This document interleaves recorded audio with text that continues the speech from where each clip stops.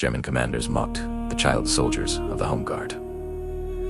Until D.Day, June 6, 1944. Dawn breaks over the beaches of Normandy. As German artillery crews scramble to their positions, someone shouts in disbelief. Those are not regular British soldiers down on the waterline, among the waves and smoke. German officers spot men pouring onto the beaches wearing armbands instead of proper uniforms, some gray-haired, some barely out of school. For years, the Germans had mocked them, Britain's old men and children, the so-called Home Guard. But now, those same Home Guard fighters were stepping into the war for real. The story begins in 1940, during Britain's darkest hour. After Dunkirk, when the British Army had left most of its weapons in France, Prime Minister Churchill called for a volunteer force to defend the homeland. The result, the Home Guard, a patchwork army of teenagers, factory workers, veterans, and men too old for regular service. German intelligence laughed at them. Nazi propaganda films mocked them. In Berlin, officers joked that the Home Guard would break under the first breeze from the Channel. But they were wrong. Dead wrong.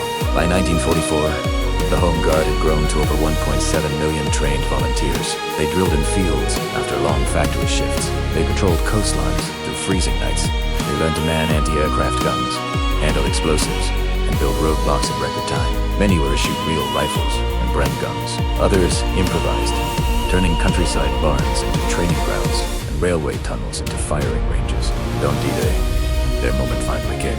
As the invasion fleet launched toward Normandy, the Home Guard spread out across Britain, performing crucial tasks no frontline soldier could do.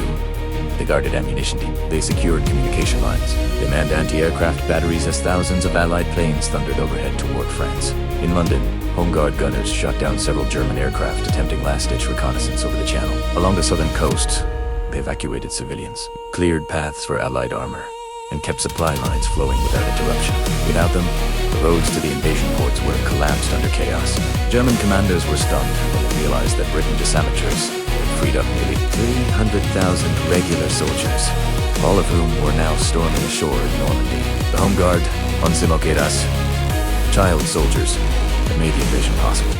Even more shocking, small Home Guard detachments were deployed in the immediate aftermath of D.Day. They assisted in guarding captured prisoners, securing coastal defenses, and relieving exhausted units returning from France.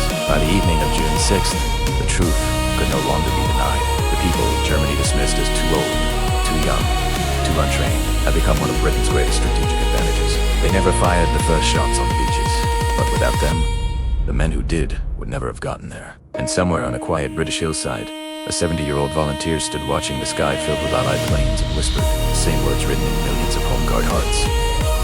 Let them laugh. We know why we're here.